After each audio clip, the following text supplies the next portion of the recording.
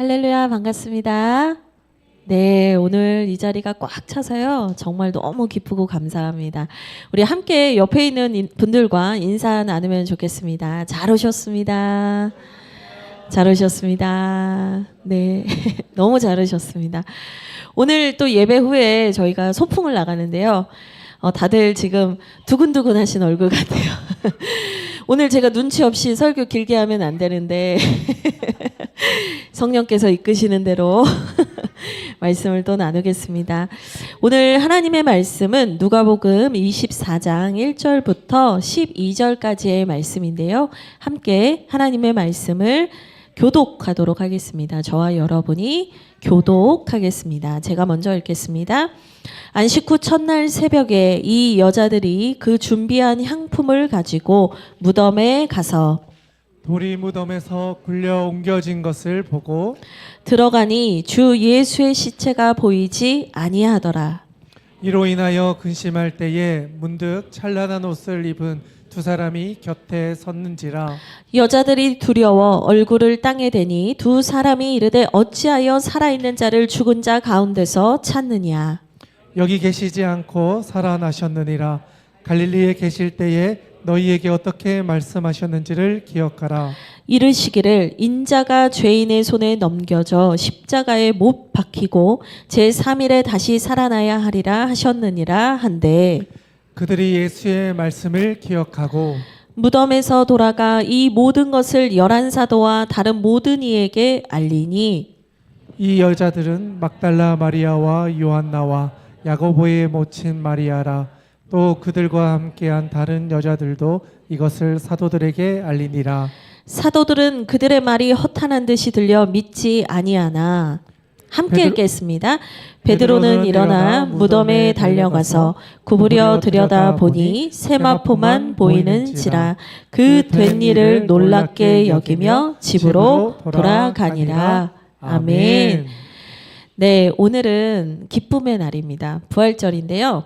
오늘 너무너무 기쁜 날이에요. 교회에서는 이 부활절을 가장 중요한 잔칫날, 가장 소중한 날로 생각을 합니다.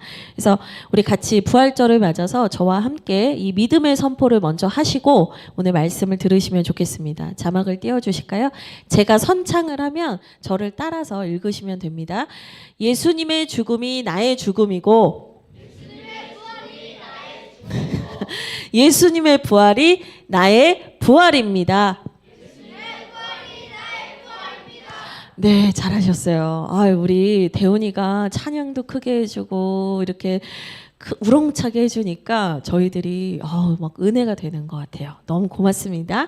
네, 이제 예수님의 죽음이 나의 죽음이 되고 이제 그 예수님의 부활이 나의 부활이 되는 그 부활절을 우리가 오늘 맞이하게 됐습니다. 오늘로 이제 부활절이 딱 끝나는 게 아니에요, 여러분. 부활절은 1년에 딱 하루입니다. 이렇게 생각하시면 안 돼요. 부활절이 오늘부터 시작을 해서 성령 강림 주일이 될 때까지의 그 기간을 초대교회는 다 부활절로 여겼어요. 그래서 그걸 기쁨의 50일이라고 하는데요. 우리는 그 기쁨의 50일 동안 금요일마다 모여서 금요 기도회를 할 겁니다. 그래서 부활절 기도로드라는 이름을 가지고 있는데요. 여러분들 7번의 금요 기도회에 꼭 나오셔서 말씀의 은혜, 이번엔 특별히 로마서 말씀을 나누거든요. 말씀의 은혜를 누리시고 깊은 기도의 시간으로 성령 충만을 사모하시면서 나아가시면 좋겠습니다. 네, 오늘 함께 우리가 나눌 본문은 바로 예수님이 부활하시고 나서 이 부활 사건을 처음으로 목격했던 사람들의 이야기예요. 그래서 그 사람들이 그 부활을 목격했을 때 어떤 일들이 일어났는가, 그리고 이 이야기를 통해서 오늘 우리 주님께서 우리에게 가르쳐 주시는 말씀은 무엇인가, 우리가 그것을 깨닫는 시간 되기를 원합니다.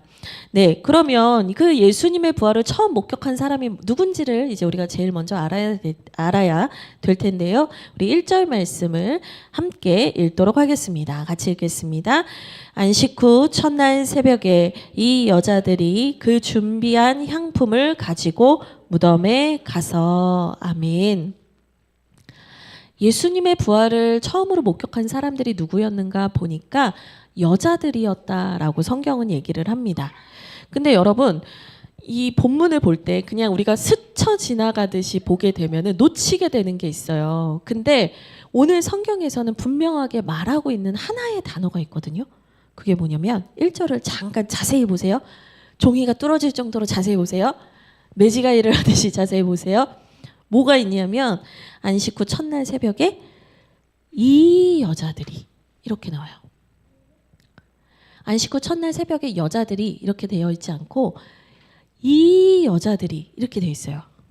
그러니까 이게 무슨 얘기냐면 그냥 우연히 지나가던 여자들이 그 부활 현장을 목격한 게 아니다.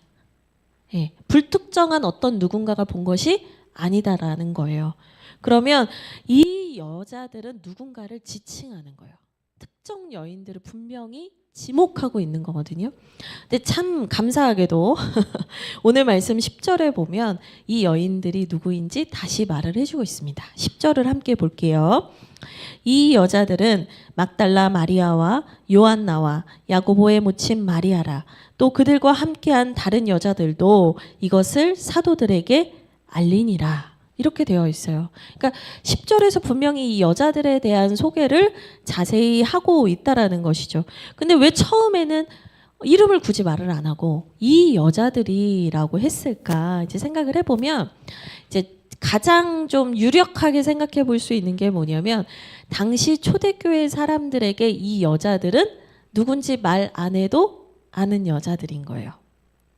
예, 교회 안에서 열심으로 섬기고 봉사했고 예수님을 사랑했던 여인들. 그래서 굳이 말 안 해도 아는 여인들. 그런데 10절에서는 왜 알려주냐면 혹시라도 모르는 사람이 있을까 봐. 다 알 텐데 괄호치고 말하는 거예요. 혹시 모르는 사람 있어요? 그러면서 이제 알려주는 거예요. 이제 그런 의미도 하나 있을 거고요. 근데 또 중요한 의미가 있는데 밑에 보시면 막달라 마리아, 요한나, 야고보의 모친 마리아를 제외하고는 다른 여자들도 이것을 사도에게 알렸다. 이런 문구가 나와요. 구절이. 그러니까 다시 말해서 무슨 얘기냐면 몇몇의 여인들의 이름은 기록에 남아있긴 하지만 무명의 여인들이 그 현장에 있었다라는 것을 강조하고 싶은 거예요. 어떤 알려진 사람이 아니라 알려지지 않은 무명의 여인들이 그 예수님의 부활을 봤다라는 사실을 가르쳐주고 싶었다라는 거죠. 근데 여러분 생각해 보면 예수님 살아계시던 당시에는요, 여자들이 그렇게 존귀한 대접을 받지 못했어요. 그래서 여자와 아이는 그 거수를 할 때 사람의 수를 셀 때 포함도 시키지 않았어요. 그래서 예를 들면 오병이어 사건이 일어났던 그 예수님의 기적 사건을 보면 남자만 5,000명이었다 이렇게 나와요.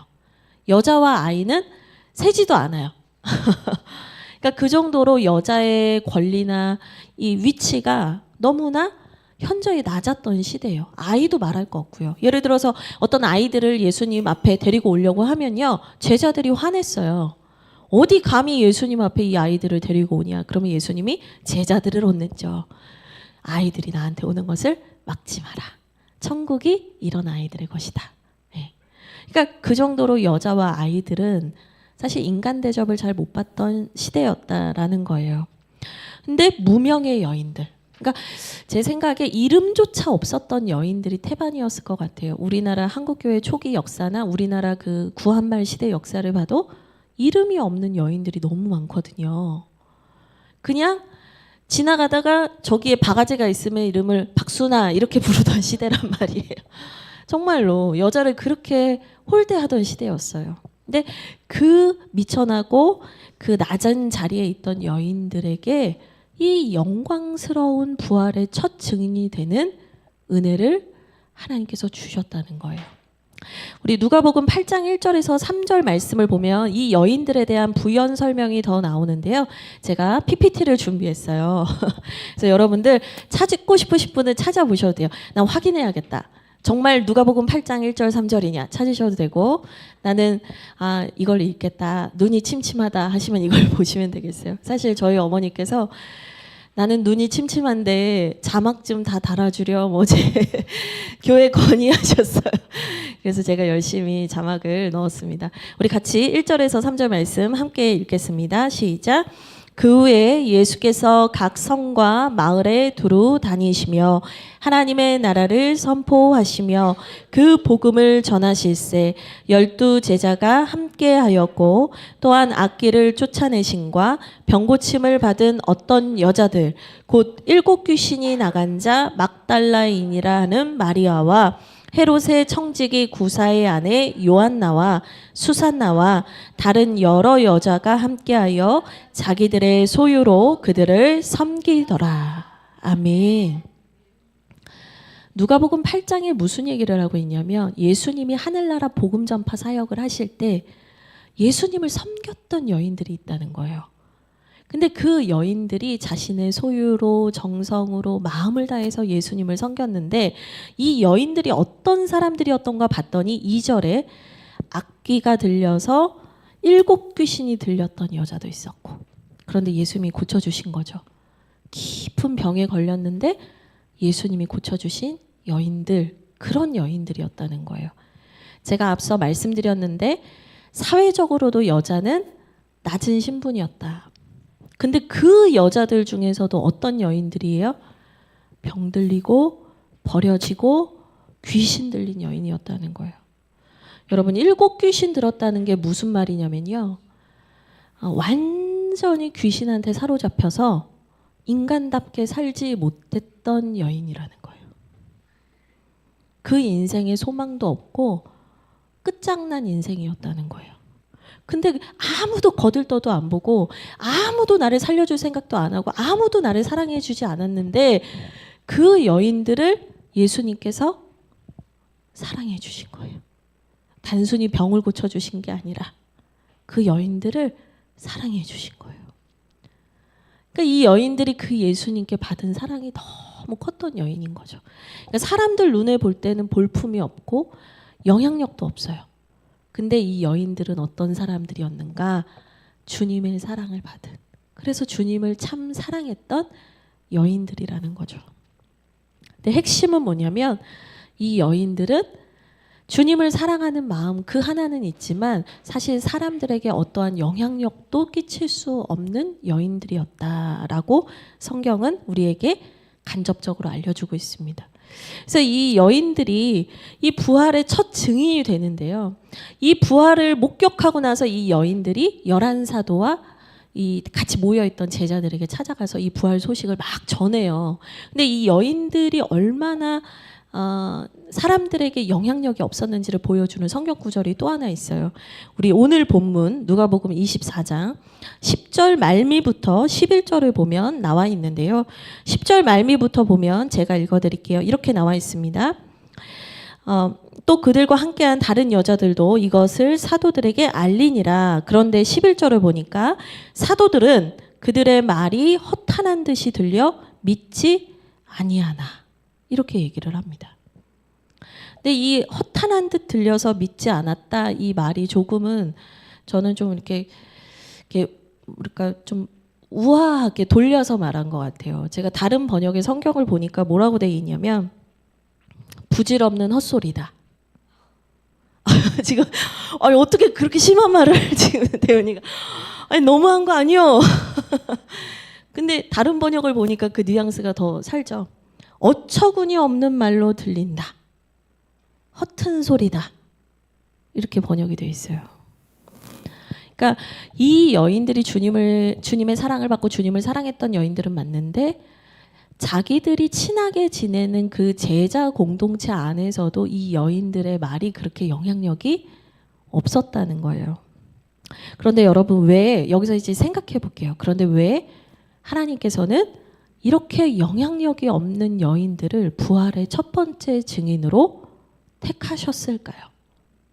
저는 말씀을 묵상하는 가운데 하나님께서 이 부활의 첫 번째 증인을 택하셨다라는 마음이 들더라고요. 시간이 맞아 떨어져서가 아니더라고요. 하나님이 그 여인들에게 그 은혜를 주신 거더라고요. 근데 왜 그 여인들이었을까?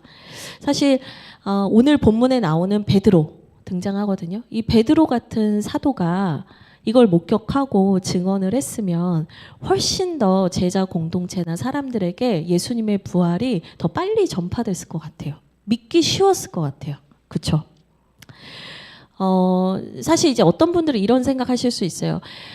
목사님, 사실 베드로가 예수님 돌아가시던 날 밤에 잡혔을 때 예수님의 제자냐라고 물을 때 3번이나 부인을 했잖아요. 그러니까 이제 베드로의 어떤 영향력이 줄어든 게 아닐까요? 라고 생각을 하시는 분들도 계실 수 있어요. 근데 여러분, 참 재밌는 게 뭐냐면 성경을, 복음서를 여러 가지를 같이 읽다 보면 우리가 놓치고 있는 장면들을 많이 보게 되거든요.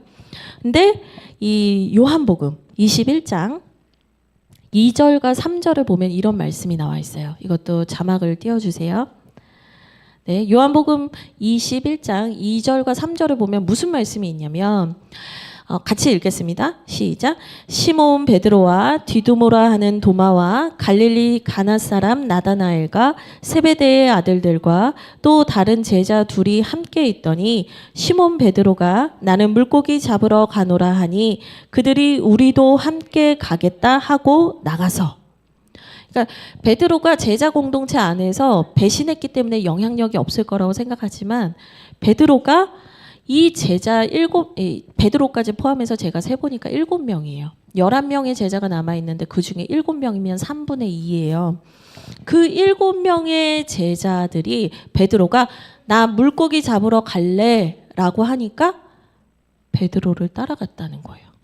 여러분 대단하지 않아요? 제가 저 옥정 호수공항 갑니다 하고 가면 저 몇 명 따라오시겠어요? 7명 오시겠습니까? 예, 그게 쉽지 않은 거예요. 그러니까 베드로가 그 예수님의 십자가 죽음 이후에도 사실 그 공동체 안에선 영향력이 있었다라는 것을 요한복음 21장을 보면 알 수 있어요. 그러니까 베드로가 봤으면 확실한 거예요, 이거는. 근데 여기에서 제가 아까 그런 말씀을 드렸어요. 베드로가 전했으면 믿기 쉽지 않았을까? 좀 더 영향력이 있는 사람이 전했으면 믿기 쉽지 않았을까? 근데 여러분 여기에 하나님의 크신 뜻이 있어요. 뭐냐면 하나님은 우리의 일반적인 생각을 깨뜨리시고 뒤엎는 분이시라는 거예요. 첫째, 복음은 영향력이 있는 사람이 전하면 더 영향력 있게 전달되는 것이 아니라는 거예요.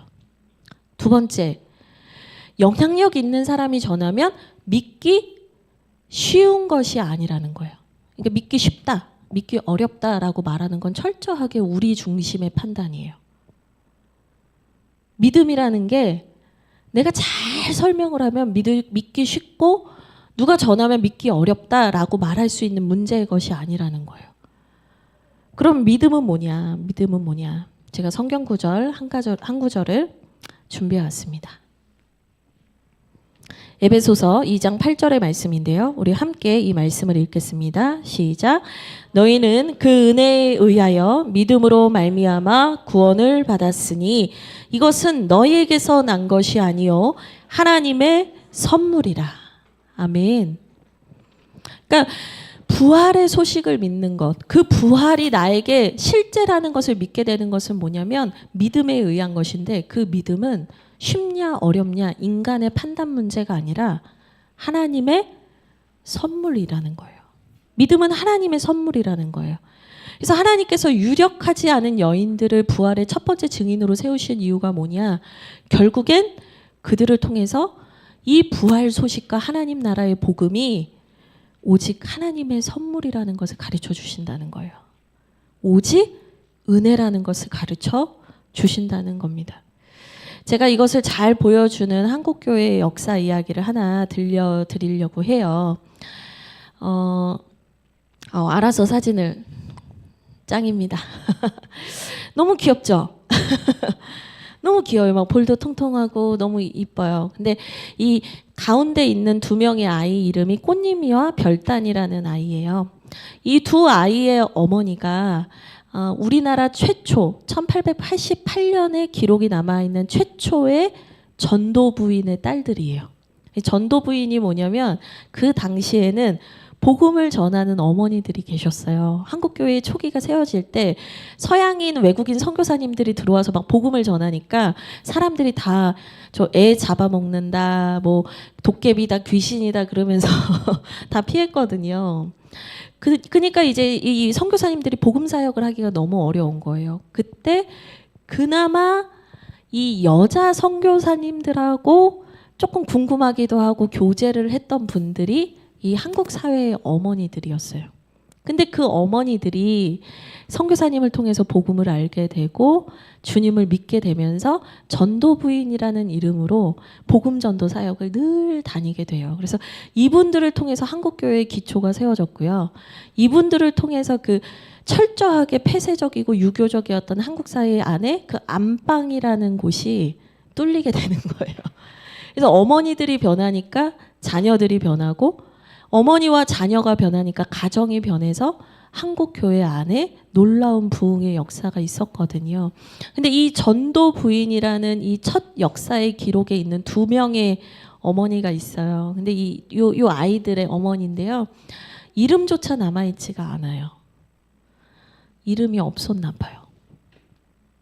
그리고 아마도 이 아이들의 이름도 선교사님이 이화학당 초창기 사진이거든요. 그러니까 뭐 이화학당 다니는 애들이니까 꽃님이 뭐 이런 식으로 이름을 지어줬던 게 아닐까 싶어요. 근데 이 중에서 이제 특별히 꽃님이 어머니 얘기를 하면 이 꽃님이 어머님이 어떻게 전도부인 첫 번째 전도부인이 됐냐면 1886년에 이 어머니가 콜레라에 걸려요. 콜레라가 이 당시에는 엄청난 무서운 전염병이란 말이에요. 근데 그 전염병에 걸려서 집에서 이제 재수 없다. 집안 사람 다 죽겠다라고 하면서 이 어머니를 길에다 버려요. 딸이랑. 오갈 데가 없이 길에 내앉아서 죽어가고 있었던 이 어머니를 이제 선교사님이 발견해서 고쳐주시고 자신의 집에 들여서 이제 집안일을 도우면서 살게 도와주게 돼요. 그래서 그 은혜를 받고 전도 부인의 사명을 이제 감당하게 되는 거거든요. 사실 이름도 없는 어머니예요. 이 아이 사진만 겨우 찾았어요. 근데 그 어머니가 무명의 여인이었는데요. 예수님께서 그 여인을 만나주셔서 택하셔서 그 여인을 통해서 한국교회를 바꾸는 사역, 하나님 나라의 복음 전파 사역에 이 여인을 사용해 주셨다는 거예요. 주님이 왜 그러셨을까? 대단하게 높은 양반가 가문에 대단한 권세가 있는 사대부가의 누군가를 택해서 그러셨을 수도 있는데 주님은 왜 길에 버려진 그 여인을 통해서 복음 전파 사역을 시작하셨는가? 하나님 나라의 복음이 우리의 능력에 있지 않고 오직 하나님의 은혜에 있다는 거 가르쳐 주시려고. 여러분, 그래서 교회는요, 하나님이 약한 자들을 들어서 쓰시는 거예요. 무명한 자를 들어서 하나님 나라를 이루시는 곳이 교회예요. 오늘 말씀에서 보고 있는 이 누가복음 24장에 있던 이 여인들도 하나님께서 그래서 이 영광스러운 부활의 첫 증인의 자리로 세우셨음을 우리가 보게 됩니다. 그래서 제가 이 전도부인에 관련한 예전에 강의를 한 적이 있는데 그때 이제 그걸 공부를 하다 이걸 찾아낸 거예요. 그러면서 제가 제 마음 깊이 하나님이 저한테 깨닫게 해주신 게 뭐였냐면 저를 한번 따라서 말씀해 보실까요? 은혜의 깊이가 사명의 깊이다. 네. 은혜가 깊으면 그 사명도 깊어지는 거예요. 이 여인들이 바로 그런 여인들이었습니다. 그런데 이 여인들이요, 주님에 대한 특별한 마음도 알겠고 하나님의 택하심도 알겠어요. 근데 이 여인들이 왜 굳이 새벽에 왔을까라는 질문을 좀 이제 더 나눠볼게요. 그냥 이렇게 밝은 낮에 오셔도 좋잖아요. 그렇죠? 예전에는 뭐 가로수가 있는 것도 아니고 전봇대가 있는 것도 아니고 아마 길이 어두컴컴하고 무서웠을 거예요. 심지어 예수님과 연관된 사람이라고 하면 잡혀가서 소리 소문 없이 죽어도 뭐 억울하다는 소리도 못한 채 그냥 죽을 수도 있는 여인들이었거든요. 근데 이 여인들이 왜 이렇게 새벽부터 움직였을까? 이 새벽이 미명이에요. 어두움이 가장 짙고 이제 아침이 가장 가까운 시간이긴 하지만 어두움이 가장 짙은 때란 말이에요. 왜 굳이 새벽이었을까? 저는 그게 너무 궁금했어요. 이 설교를 준비하면서. 네, 1절 말씀에 우리가 유추할 수 있는 힌트가 있어요. 1절 말씀을 다시 한번 읽겠습니다. 안식 후 첫날 새벽에 이 여자들이 그 준비한 향품을 가지고 무덤에 가서. 아멘. 보세요. 제가 아까 이 찾으시라고 그랬죠. 여자들 앞에. 그런 우리가 놓친 또 하나의 단어가 있어요. 뭐냐면 그 준비한 향품이에요. 그 준비한 향품. 그러니까 이 여인들이 주님을 위해서 준비한 향품을 들고 오기 위해서 새벽에 왔다 이거예요. 근데 그 준비한 향품이 뭐냐면 그 준비한 향품이에요. 그러니까 그거는 아까도 말씀드렸지만 아무거나 집어와서 하는 향품이 아니고 뭔가를 가르치고 있는 거거든요. 이걸 잘 보여주는 게 있는데 누가복음 23장 50절에서 56절 바로 앞의 내용을 보면 여러분들이 이 내용이 이해가 되실 거예요. 제가 읽어드릴 테니까 여러분들은 성경을 그냥 따라오시면 되겠습니다. 23장 50절부터 보세요. 예수님이 이제 돌아가신 후에요. 50절 공회의원으로 선하고 의로운 요셉이라 하는 사람이 있으니 아리마대 요셉이라고 우리가 알고 있는 사람이 51절에 하나님의 나라를 기다리는 사람이었대요. 52절에 그가 빌라도에게 가서 예수의 시체를 달라고 했어요. 그러니까 제자들도 다 도망간 상황에서 예수님의 숨은 제자였던 아리마대 요셉이 시체를 달라고 한 거예요. 그래서 어떻게 하냐? 53절에 세마포로 싸고 아직 사람을 장사한 일이 없는 바위에 판 무덤에 넣었다. 그러니까 아리마대 사람 요셉이 자기의 무덤을 준비해 둔 것을 예수님을 위해서 드렸다는 거예요. 제 수아가 인사해가지고 안녕. 그래서 무덤에 넣었대요. 근데 54절 보세요. 이날은 준비일이요 안식일이 거의 되었더라. 여러분 이스라엘 사람 유대인들은요 안식일이 시작되면 집 밖으로 나가지 않고 집안에서 아무 일도 하지 않고 그저 집에서 가족들과 식사만 하고 가만히 있어야 돼요. 이 유월절을 기념하기 위해서. 여러분 근데 안식일이 거의 된 거예요. 예, 아리마대 사람 요셉을 통해서 예수님의 시체가 막 여기저기 돌아다니는 게 아니라 다행히 무덤 안에 들어가는 것을 여자들은 봤어요.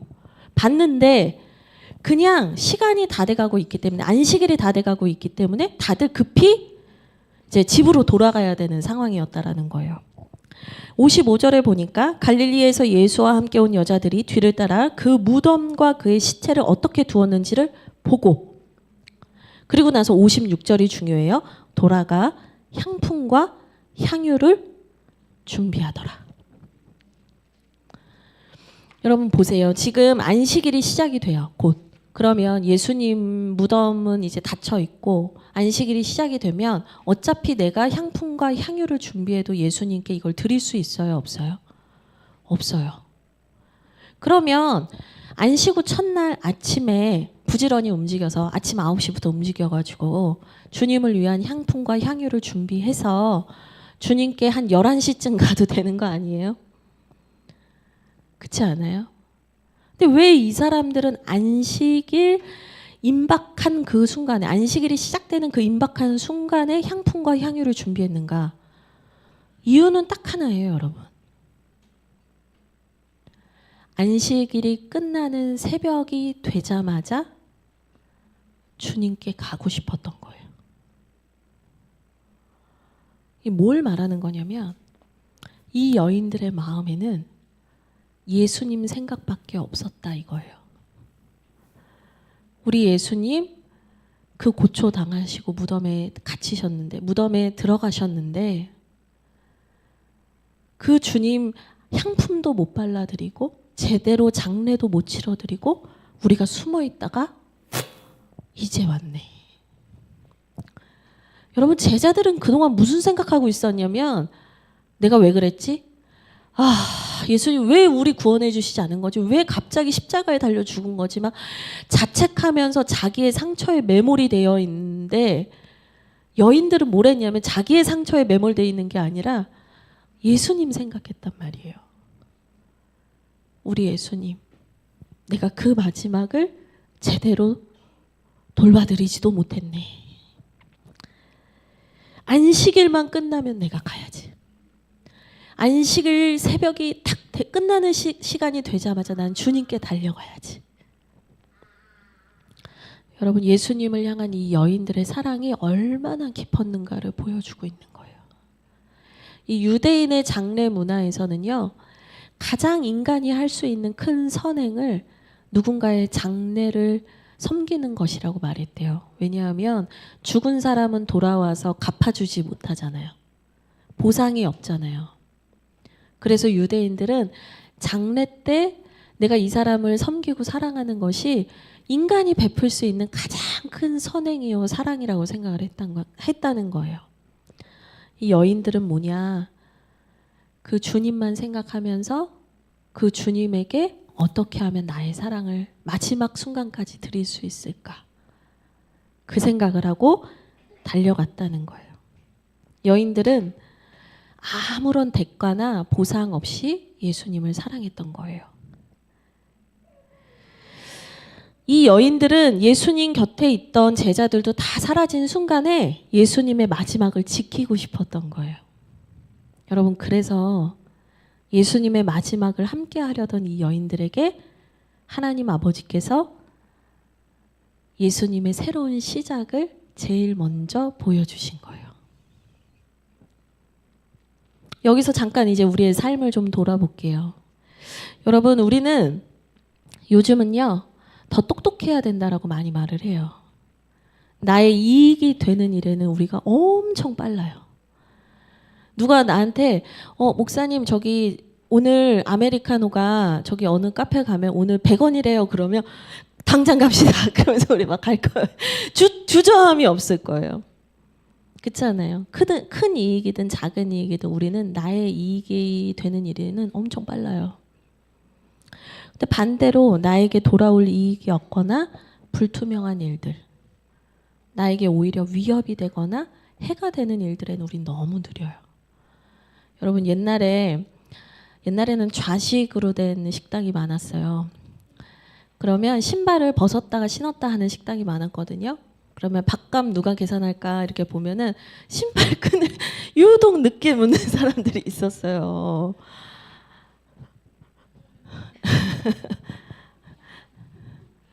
우리가 별거 아닌 것 같지만 그 작은 것 하나도 사실은요, 손해보고 싶어 하지 않는 그런 죄인이에요.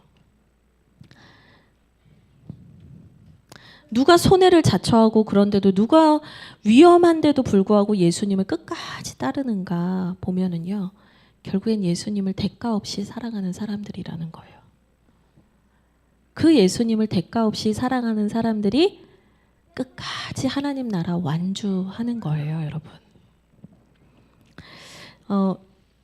지금 이 공간에 혹시 향기가 좀 나시나요? 비염인가요?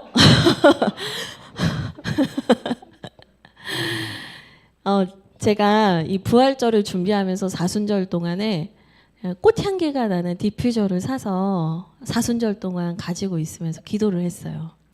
하나님, 저 이거 부활절에 뜯고 싶어요. 근데 이 말씀 묵상을 하면서 저도 향품을 가져온 여인들처럼 디퓨저를 샀어요. 주님, 이 향이 너무 좋은데 제가 부활절에 뜯고 싶어요. 근데 제가 이 디퓨저를 부활절날 뜯기까지 이 여인들을 묵상하면서 주님의 사랑이 제 안에 충만해지길 원합니다. 이제 그런 기도를 하면서 이걸 이제 어제 탁 뜯고 갔어요. 근데 아침에 탁 이 예배당에 혼자 탁 들어왔는데 그 향기가 나는데 너무 행복한 거예요. 반주해주고 싶어요? 아직 기도에 아닌데 조금만 기다려줘. 나 할 얘기가 아직 있어요. 근데 제가 그 아침에 본당에 혼자 이렇게 딱 들어와서 와, 향기롭다, 우리 주님 여기 계시네 막 이러면서 딱 들어오는데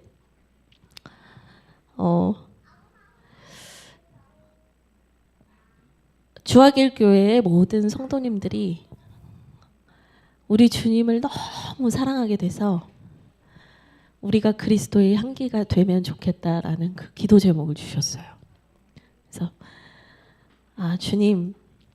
주님을 사랑할 때 향기가 나는군요. 뭘 많이 알고 뭘 대단히 뭘 해서가 아니라 우리가 주님을 사랑할 때 우리의 삶에서 향기가 나는 거군요. 근데 하나님이 우리 주하길교회 성도님들의 삶을 그렇게 만드실 거라는 마음이 들었어요. 그래서 여러분, 나의 이익이 되는 일에 빠르게 움직이는 이 세대 속에서 우리는 바보같이 좀 예수님을 사랑하는 인생이 됐으면 좋겠어요. 그래서 우리가 꼭 그 주님의 향기가 됐으면 좋겠어요. 그것이 우리가 오늘 이 자리에서 부활을 살아내는 거라고 저는 생각합니다. 마지막으로 한마디만 더 할게요. 속히 끝낼게요. 네, 이 마지막으로 보면 이 여인들이요. 그렇다고 해서 처음부터 이 부활이 무엇인지를 세세하게 다 알았던 것은 아니에요. 8절 보시죠. 처음에는 이들이 4절에 보면 근심했고 5절에 보면 두려워했다라는 얘기가 나오거든요. 근데 6절과 7절에 천사들이 나타나서 예수님이 부활했다는 소식을 가르쳐 줘요. 그래서 8절, 우리 8절 같이 읽겠습니다. 시작.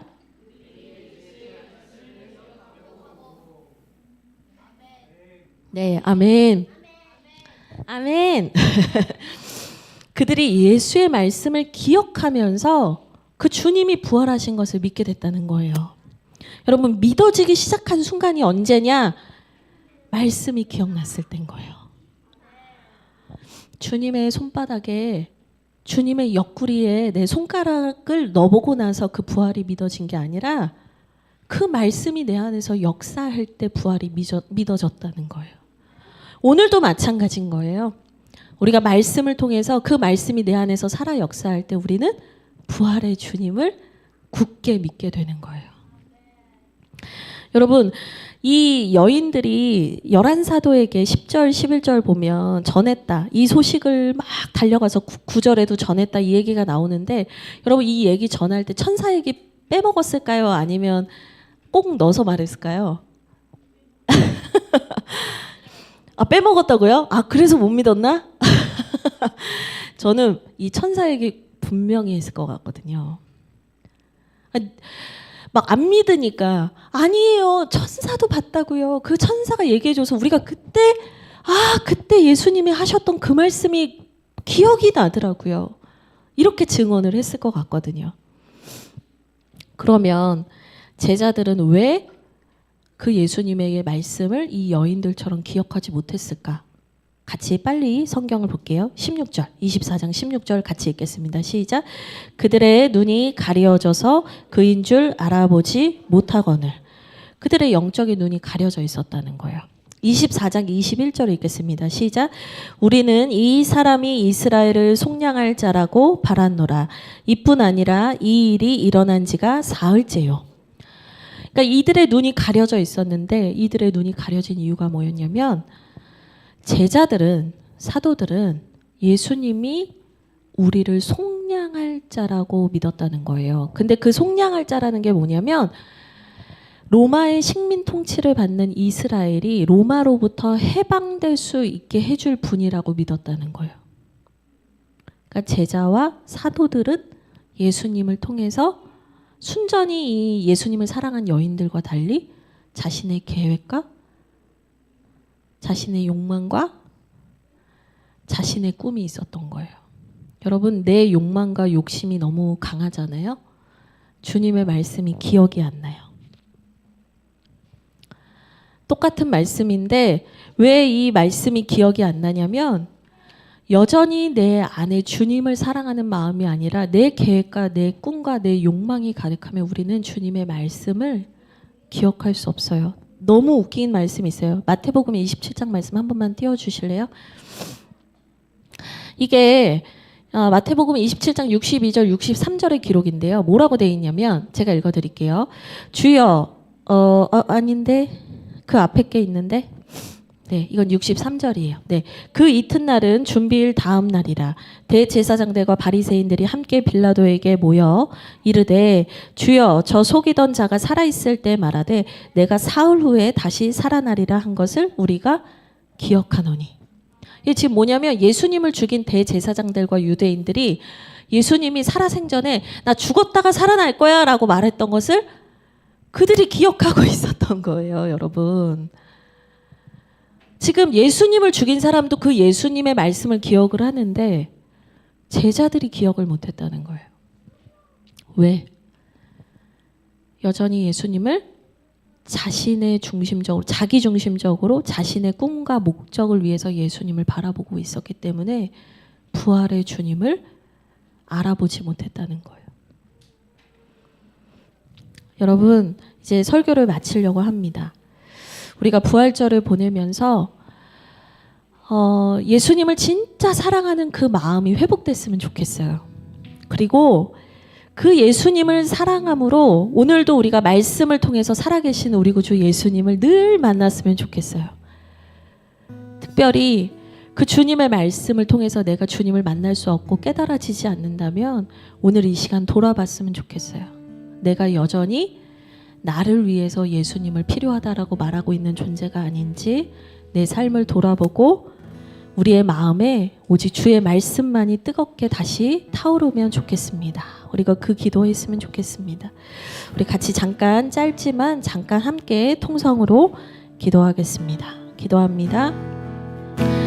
하나님 감사합니다. 아버지 하나님, 부활의 첫 증인의 그 자리에 아버지 유력하지 않은 무명의 여인들을 세우심에 감사합니다. 아버지, 사람들의 생각으로는 더 유력한 사람들, 더 대단한 사람들이 아버지 그 복음에 더 적합한 것으로 보이지만 하나님의 나라는 그렇게 전파되는 것이 아닙니다. 아버지, 아무것도 없을지라도, 아버지 너무나 낮고 미천한 자일지라도 그 주님을 사랑하는 사람들을 통해서 하나님께서는 하나님의 나라와 그 부활과 복음을 전하시는 줄 믿습니다. 아버지 하나님, 우리가 그 주님이 찾으시는 한 사람이 되게 하여 주시옵소서. 아버지, 주님이 찾으시는 그 한 사람이 우리가 되게 하시고 주하길 교회가 되게 하여 주시옵소서. 특별히 주님, 오늘도 역사하시는 그 말씀을 통해서 주님을 우리가 경험하기를 원합니다. 부활의 주님, 그 부활의 주님, 우리 안에서 살아 역사하시는 주님이, 우리에게 생명 주시는 그 주님이 아버지 오늘로부터 영원토록 아버지 우리 안에서 충만하게 임재하시는 경험이 아버지 부어지게 하여 주시옵소서. 특별히 하나님, 우리로 하여금 말씀을 기억하지 못하게 하는 아버지 우리의 영적인 무지함들, 우리의 욕심들, 우리 개인의 제약들, 나 중심적인 신앙이 이 시간 끊어지게 하시고 하나님, 오직 예수, 오직 은혜, 오직 부활의 소망으로 살아가는 우리들이 되게 하여 주시옵소서. 하나님 고맙습니다. 오늘 부활절을 맞이하여서 저희들에게 이 부활의 증인이 되는 거룩한 사명을 부어주시니 고맙습니다. 이 여인들처럼 저희들은 대단한 사람들이 아닙니다. 아버지, 아무것도 가진 것도 없고 아버지, 사람들이 볼 때, 세상 사람들이 볼 때 유력한 사람도 없습니다. 그러나 주님 사랑합니다. 그러나 주님 한 분 너무 사랑합니다. 아버지, 우리가 이 여인들처럼 하나님의 나라와 교회를 위해 쓰임받게 하여 주시고 날마다 묵상하는 그 말씀 속에서 부활의 주님과 늘 동행하는 그 큰 은혜 누리게 하여 주시옵소서. 주님 고맙습니다. 예수 그리스도의 이름으로 기도합니다. 아멘. 네, 오늘은